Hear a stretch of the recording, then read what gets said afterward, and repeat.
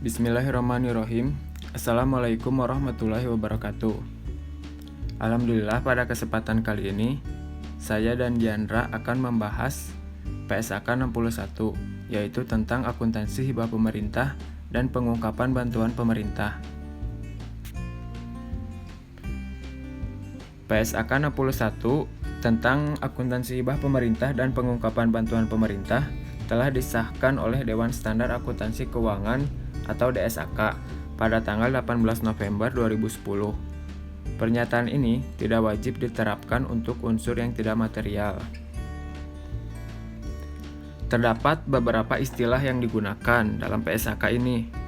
Yang pertama, bantuan pemerintah, yaitu tindakan oleh pemerintah yang dirancang untuk memberikan manfaat ekonomi spesifik kepada satu entitas atau beberapa entitas yang memenuhi syarat atas kriteria tertentu.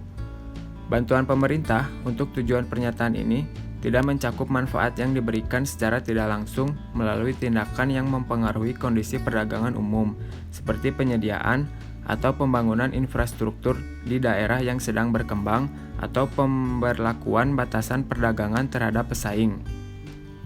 Yang kedua, hibah pemerintah, yaitu bantuan oleh pemerintah dalam bentuk pengalihan sumber daya kepada entitas sebagai imbalan atas kepatuhan entitas di masa lalu atau masa depan, sesuai dengan kondisi tertentu yang berkaitan dengan aktivitas operasi entitas tersebut.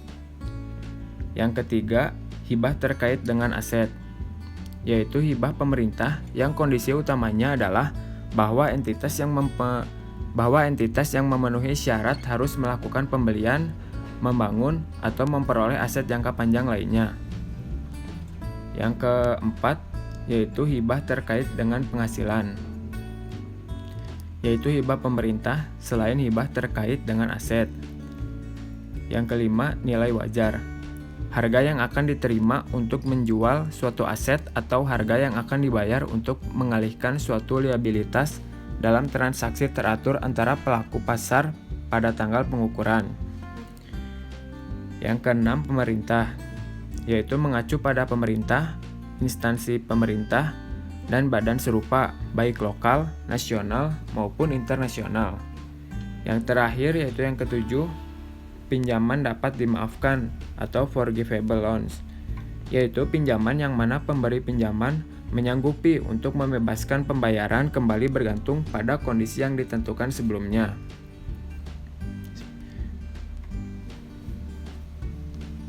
Dua alasan penerimaan bantuan pemerintah oleh entitas mungkin signifikan untuk penyusunan laporan keuangan. Pertama, jika sumber daya telah dialihkan, maka suatu metode akuntansi yang sesuai untuk pengalihan harus ditentukan. Kedua, sangat dibutuhkan untuk memberikan indikasi sejauh mana entitas telah memperoleh manfaat atas bantuan tersebut selama periode pelaporan. Hal ini akan memberikan daya banding laporan keuangan entitas yang memperoleh bantuan dengan laporan keuangan periode sebelumnya dan dengan laporan keuangan entitas lain. Hibah pemerintah. Hibah pemerintah termasuk hibah non-moneter pada nilai wajar. Tidak boleh diakui sampai terdapat keyakinan yang memadai bahwa entitas akan mematuhi kondisi yang melekat pada hibah tersebut dan hibah akan diterima. Penerimaan atas hibah tidak dengan sendirinya memberikan bukti yang meyakinkan bahwa kondisi yang melekat pada hibah telah atau akan dipenuhi. Cara penerimaan hibah tidak berdampak terhadap metode akuntansi yang digunakan dalam kaitannya dengan hibah. Dengan demikian, hibah dicatat dengan cara yang sama, baik diterima dalam bentuk kas atau sebagai pengurang liabilitas kepada pemerintah. Selanjutnya, pinjaman dapat dimaafkan atau forgivable loans dari pemerintah diperlakukan sebagai hibah pemerintah jika terdapat keyakinan yang memadai bahwa entitas akan memenuhi persyaratan untuk mendapatkan pembebasan pinjaman, seperti itu. Selanjutnya, manfaat atas pinjaman pemerintah yang memiliki suku bunga di bawah suku bunga pasar diperlakukan sebagai hibah pemerintah. Pinjaman tersebut diakui dan diukur sesuai dengan PSAK 55. Selanjutnya, sekali suatu hibah pemerintah diakui, setiap aset kontingensi atau liabilitas kontingensi yang terkait diperlakukan sesuai dengan PSAK 57.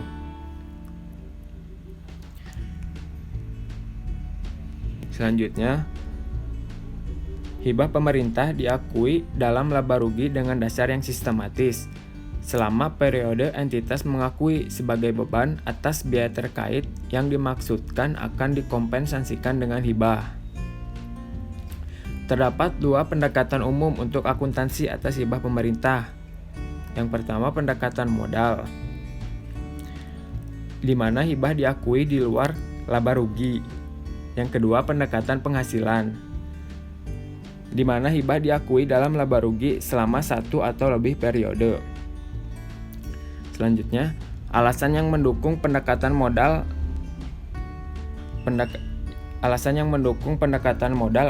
adalah sebagai berikut, yaitu hibah pemerintah adalah alat pembiayaan dan seharusnya diperlakukan demikian dalam laporan posisi keuangan daripada diakui dalam laba rugi untuk saling hapus dengan pos biaya yang didanai hibah pemerintah. Selanjutnya, tidak tepat untuk mengakui hibah pemerintah dalam laba rugi karena hibah tidak dihasilkan tetapi merupakan insentif yang diberikan pemerintah tanpa biaya terkait. Selanjutnya, alasan yang mendukung pendekatan penghasilan adalah sebagai berikut, yaitu hibah pemerintah merupakan penerimaan dari suatu sumber selain dari pemegang saham. Hibah tidak boleh diakui secara langsung dalam entitas, tetapi seharusnya diakui dalam laba rugi pada periode yang sesuai. Hibah pemerintah jarang sekali tanpa alasan. Entitas memperoleh hibah berdasarkan kepatuhan entitas terhadap kondisi yang ditentukan dan memenuhi kewajiban yang akan dihadapi. Oleh karena itu, hibah diakui dalam laba rugi selama periode di mana entitas mengakui sebagai beban atas biaya terkait yang dimaksudkan akan dikompensasikan dengan hibah. Selanjutnya, pajak penghasilan dan pajak lain merupakan beban. Hal tersebut logis untuk memperlakukan hibah pemerintah yang merupakan perpanjangan dari kebijakan fiskal dalam laba rugi.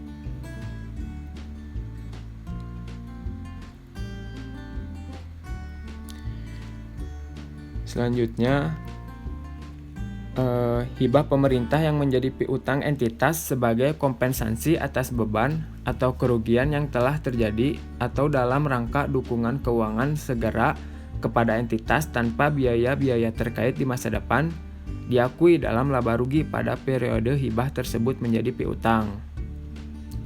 Dalam keadaan tertentu, hibah pemerintah dapat diberikan dalam rangka dukungan keuangan segera kepada entitas daripada sebagai insentif untuk melakukan pengeluaran tertentu, seperti itu. Selanjutnya, hibah pemerintah non-moneter, yaitu hibah pemerintah dapat berbentuk pengalihan aset non-moneter seperti tanah atau sumber daya lain untuk digunakan oleh entitas. Dalam keadaan ini, adalah lazim untuk menentukan nilai wajar aset non-moneter dan mencatat baik hibah dan aset pada nilai wajar. Sebagai alternatif, terkadang dapat saja mencatat aset dan hibah berdasarkan jumlah nominal. Selanjutnya, penyajian hibah terkait dengan aset. Hibah pemerintah terkait dengan aset termasuk hibah non-moneter pada nilai wajar disajikan dalam laporan posisi keuangan, baik disajikan sebagai penghasilan ditangguhkan atau hibah tersebut dicatat sebagai pengurang jumlah tercatat aset. Terdapat dua metode penyajian dalam laporan keuangan hibah atau bagian yang sesuai sebagai hibah yang terkait dengan aset dianggap sebagai alternatif yang dapat diterima. Satu metode mengakui hibah sebagai penghasilan tangguhan yang diakui dalam laba rugi dengan dasar sistematis selama umur manfaat aset. Sedangkan metode lain mengakui hibah sebagai pengurang dalam menghitung jumlah tercatat aset. Hibah diakui dalam laba rugi selama umur manfaat aset yang dapat disusutkan sebagai pengurang beban penyusutan. Selanjutnya, penyajian hibah terkait dengan penghasilan.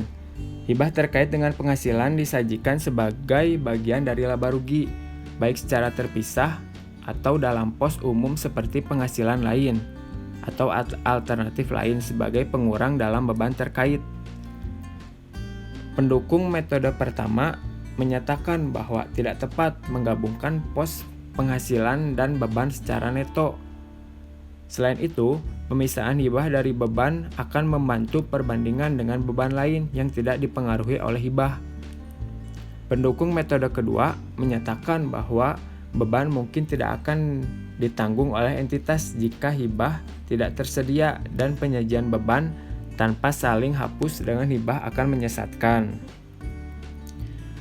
Kedua metode tersebut dianggap dapat diterima untuk penyajian hibah yang terkait dengan penghasilan. Selanjutnya, pembayaran kembali hibah pemerintah. Pembayaran kembali atas hibah terkait dengan penghasilan diperhitungkan terlebih dahulu terhadap setiap saldo kredit ditangguhkan yang belum diamortisasi terkait dengan hibah tersebut. Jika pembayaran kembali melebihi saldo kredit ditangguhkan atau tidak ada rugi saldo kredit ditangguhkan, maka pembayaran kembali diakui segera dalam laba rugi.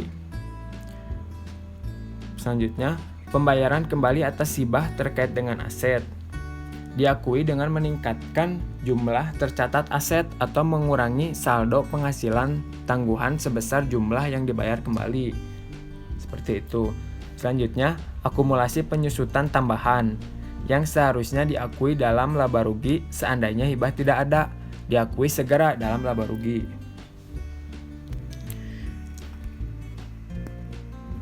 Yang selanjutnya yaitu bantuan pemerintah. Bantuan pemerintah yang dikecualikan dari definisi hibah pemerintah merupakan beberapa bentuk bantuan pemerintah yang tidak memiliki nilai yang memadai bagi entitas dan transaksi dengan pemerintah yang tidak dapat dibedakan dari transaksi perdagangan normal entitas. Seperti itu. Lalu untuk contohnya, yang pertama, bantuan yang tidak memiliki nilai yang memadai adalah saran teknis atau saran pemasaran yang diberikan secara cuma-cuma dan ketentuan penjaminan. Selanjutnya, contoh bantuan yang tidak dapat dibedakan dari transaksi perdagangan normal entitas adalah kebijakan pengadaan pemerintah yang menghasilkan sebagian penjualan entitas. Keberadaan atas manfaat tersebut mungkin tidak digunakan lagi, tetapi setiap usaha untuk memisahkan dengan baik aktivitas perdagangan dari bantuan pemerintah akan menjadi arbiter. Seperti itu. Selanjutnya, pengungkapan. Entitas mengungkapkan hal-hal berikut. Yang pertama, kebijakan akuntansi yang digunakan untuk hibah pemerintah, termasuk metode penyajian yang digunakan dalam laporan keuangan. Yang kedua, sifat dan luas hibah pemerintah yang diakui dalam laporan keuangan dan indikasi dari bentuk lain bantuan pemerintah yang mana entitas memperoleh manfaat langsung dari bantuan tersebut. Yang terakhir yaitu kondisi yang belum terpenuhi dan kontingensi lain yang melekat atas bantuan pemerintah yang telah diakui. Seperti itu. Selanjutnya akan dijelaskan oleh Diandra. Baik, terima kasih kepada Eko Saputro. Selanjutnya saya akan menjelaskan mengenai jurnal PSAK 61. Tetapi karena banyak kendala saat mencari, saya tidak menemukan jurnal yang betul-betul membahas penerapan PSAK 61. Namun tetap jurnal ini membahas tentang hibah. Nah, jurnal ini berjudul Analisis perlakuan akuntansi dan pelaporan hibah pada kantor wilayah Kementerian Agama Provinsi Sulawesi Utara. Yang mana fenomena yang mendasari penelitian ini adalah sudah cantumkan di sini ya, ada 4. Ini tuh di jurnal ini sang penulis menggambarkan bahwa di negara ini tuh kan emang punya tanggung jawab ya untuk melindungi segenap bangsa Indonesia dan memajukan kesejahteraan umum dalam rangka mewujudkan keadilan sosial bagi seluruh rakyat Indonesia sebagaimana sudah diamatkan juga dalam Pancasila dan Undang-Undang Dasar Negara Republik Indonesia tahun 45. Lalu di sini juga membahas Undang-Undang Nomor 17 Tahun 2003 tentang Keuangan Negara, yang mana undang-undang tersebut mengamanatkan pemerintah untuk melaksanakan tata kelola keuangan yang baik. Kita udah kenal yang namanya good governance. Nah, dengan meningkatkan transparansi dan akuntabilitasnya. Termasuk dalam hal ini adalah pengelolaan penerimaan hibah oleh pemerintah dari unit yang terkecil seperti misalnya satuan kerja di kementerian atau sebuah lembaga hingga pemerintah pusat yang disajikan dan diungkapkan secara lengkap dan informatif dalam sebuah laporan keuangan. Nah, untuk pemerintah pusat sendiri, komponen pendapatan di dalam APBN itu ada penerimaan perpajakan, penerimaan negara bukan pajak, dan hibah. Pada kesempatan kali ini pastinya kita akan membahas hibahnya aja ya. Nah, lalu ini juga dijelaskan bahwa pengelolaan keuangan negara itu membutuhkan interaksi dan kerjasama dengan pemerintah negara lain, organisasi internasional, perusahaan, dan masyarakat. Kerjasama tersebut dapat berbentuk hubungan seperti pemberian bantuan yang bersifat mengikat dan bantuan yang bersifat tidak mengikat, atau di sini disebutkan ini tuh bisa disebut hibah gitu. Nah, pemberian bantuan dapat dibedakan menjadi 2, yaitu pemberian bantuan yang harus dikembalikan dan tidak dikembalikan. Nah, lalu ini masih banyak sih sebenarnya kalau saya bahas semuanya. Karena di judulnya objek penelitiannya itu Kantor Wilayah Kementerian Agama Provinsi Sulawesi Utara. Di sini tuh dijelaskan itu merupakan salah satu instansi pemerintah yang melakukan pemberian hibah. Bentuk hibah yang diberikan itu berupa hibah uang dan hibah barang.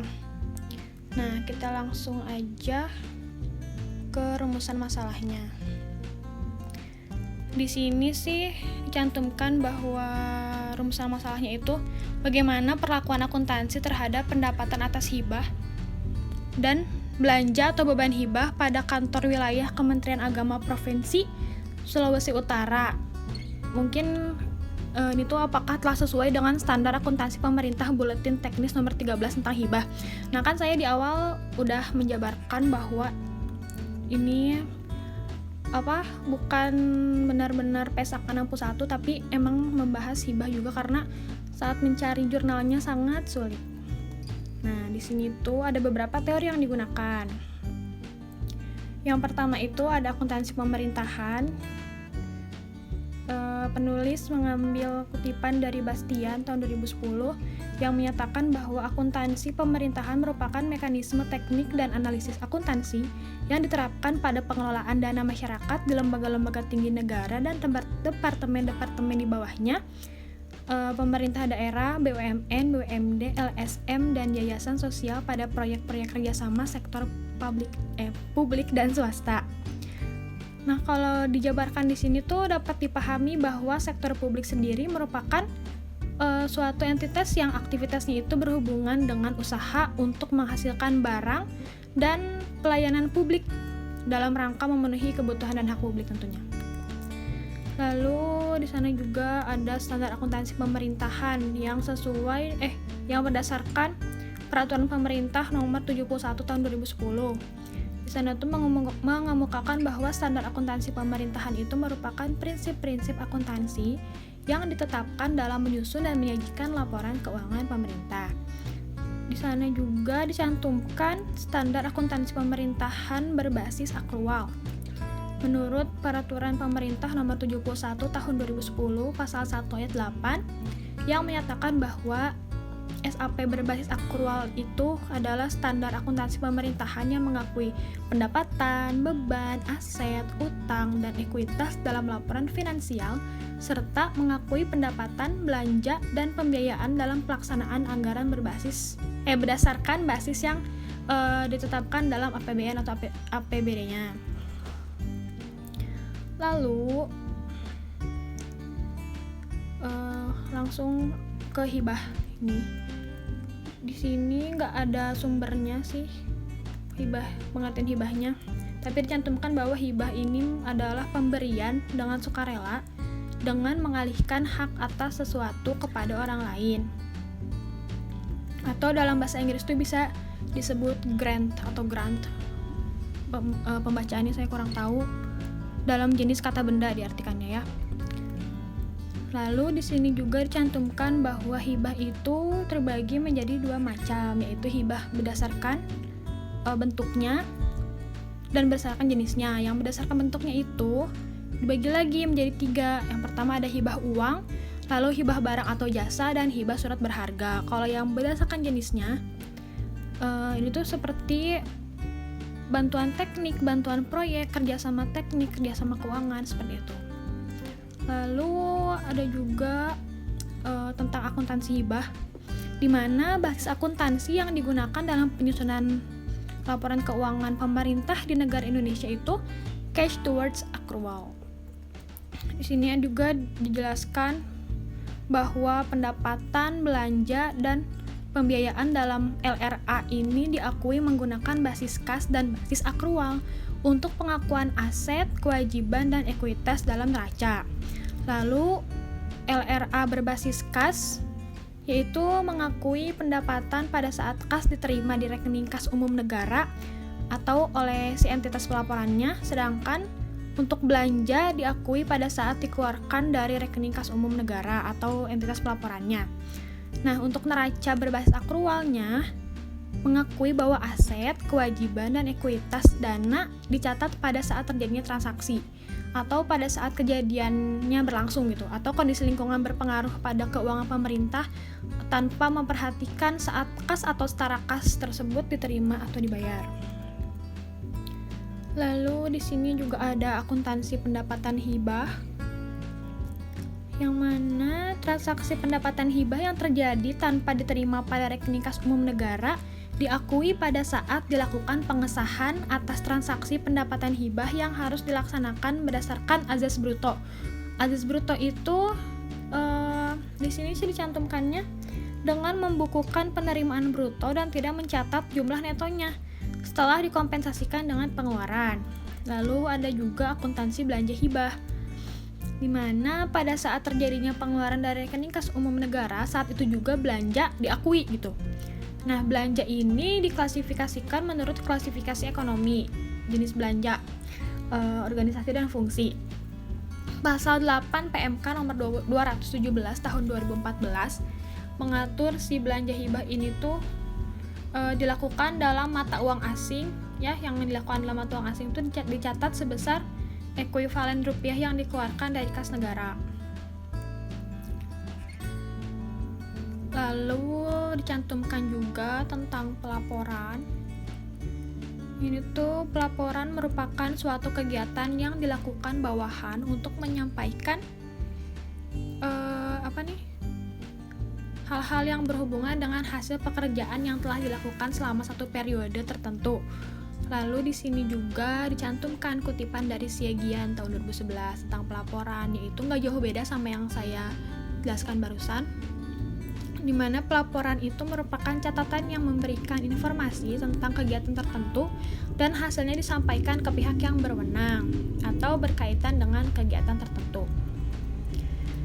Lalu di sini juga ada ketentuan terkait akuntansi pelaporan dan interpretasi transaksi hibah, yang mana Peraturan Menteri Keuangan atau PMK nomor 270/PMK 05/2014 menyebutkan bahwa pendapatan hibah adalah hibah yang diterima oleh pemerintah pusat dalam bentuk uang, barang, jasa, dan atau surat berharga yang diperoleh dari pemberi hibah yang tidak perlu dibayar kembali, yang berasal dari dalam negeri maupun luar negeri, yang atas pendapatan hibah tersebut, pemerintah mendapat manfaat secara langsung yang digunakan untuk mendukung tugas dan fungsi atau diteruskan kepada pemerintah daerah, BUMN, dan BUMD. Jurnal ini ada penelitian terdahulunya. Ini tuh oleh Novi Rahmawati tahun 2016 tentang studi penetapan dan pengelolaan dana hibah dan dana bantuan sosial di Surakarta, yang mana penelitian tersebut menyatakan bahwa pelaksanaan pemberian hibah dan bantuan sosial yang bersumber dari APBD tahun 2015 pada DPPKA Kota Surakarta didasarkan pada Perwali 28 tahun 2014 dan Permendagri 39 tahun 2012 perubahan atas Permendagri 32 tahun 2011. Nah, di sana itu proses penganggaran, pencairan, dan monitoring serta evaluasi hibah dan bantuan sosial telah dilaksanakan sesuai peraturan perundangan. Namun, pada proses pertanggungjawabannya terdapat perbedaan antara Permendagri 32 tahun 2011 dan Perwali 28 tahun 2014. Kesimpulan dari jurnal tersebut,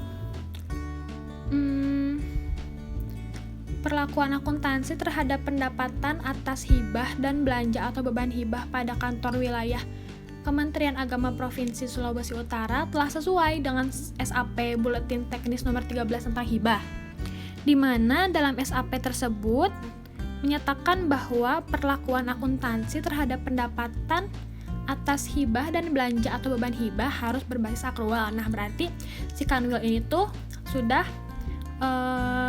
melakukan perlakuan akuntansinya tuh berbasis akrual gitu. Adapun mekanisme pelaporan hibah pada Kanwil tersebut sudah sesuai dengan SAP Buletin Teknis nomor 13, di mana Kanwil dalam pelaporannya dilakukan secara tepat waktu, transparan, dan akurat sehingga hasilnya pun dapat dipertanggungjawabkan. Walaupun pelaporan hibah pada Kanwil tersebut sudah sesuai dengan SAP nomor 13, namun di sana dinyatakan terdapat sebuah kendala pada saat pelaporan dikarenakan dari sisi penerima hibah tuh tidak memasukkan laporan penggunaan bantuan hibah sesuai dengan batas waktu yang telah ditentukan.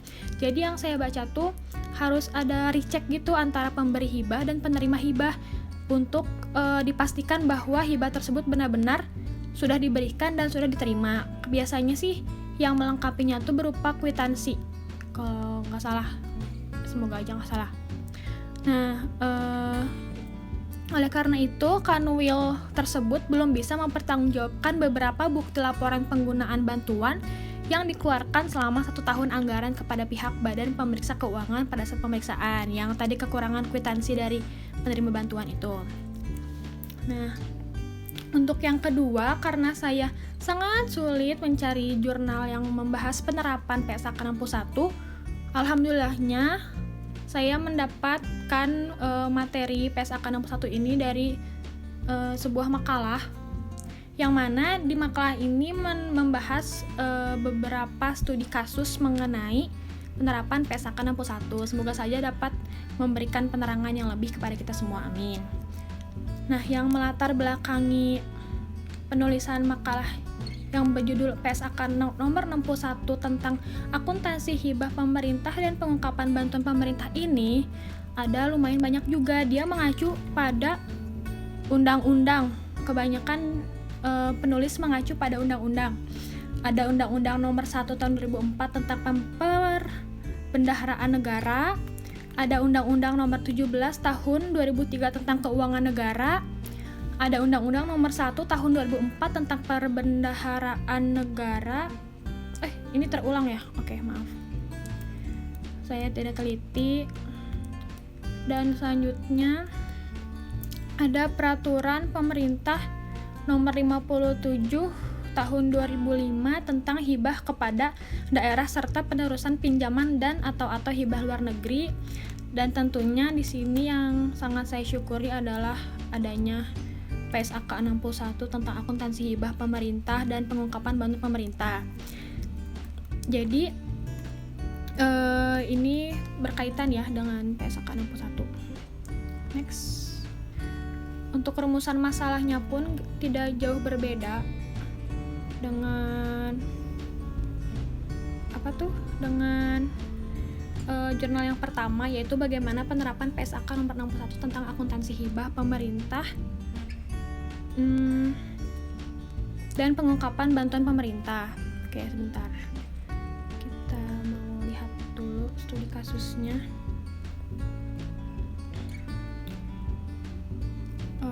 Oke, di sini ada 2 studi kasus. Yang pertama, sebagai contoh ya, ini tuh pemerintah memberikan bantuan dana sebesar 300 juta kepada perusahaan Y yang hanya sebagai perantara untuk diberikan kepada masyarakat setempat karena mengalami bencana banjir. Mungkin yang terdekat seperti sekarang ini saat waktu pandemi awal-awal banget itu kan banyak ya bantuan dari pemerintah, alhamdulillahnya. Nah, ini mungkin sama dengan yang tercantum pada studi kasus ini, tapi di sini yang bedanya ini mengalami bencana banjir. Jadi si perusahaannya tuh hanya sebagai perantara gitu dari pemerintah ke warga atau masyarakat yang mengalami bencana tersebut. Lalu pencatatannya bagaimana?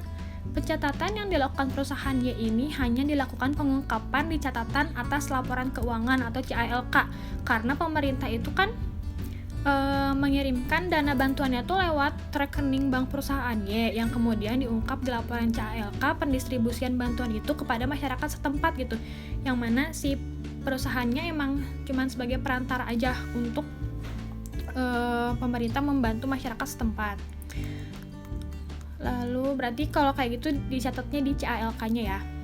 Nah, ini nih yang kedua, instansi X memperoleh hibah dari JICA atau Japan International Cooperation Agency berupa peralatan kebakaran yang terdiri dari kendaraan roda 4 berupa mobil patroli kebakaran hutan sebanyak 1 buah dengan harga perolehan 200 juta rupiah yang digunakan sebagai alat transportasi pemadaman kebakaran dan alat-alat kebakaran dengan harga perolehan 100 juta. Oke, berarti ada 2 macam ya. Alat transportasi dan alat kebakaran. Nah, di sini pencatatannya tuh yang dilakukan oleh instansi X.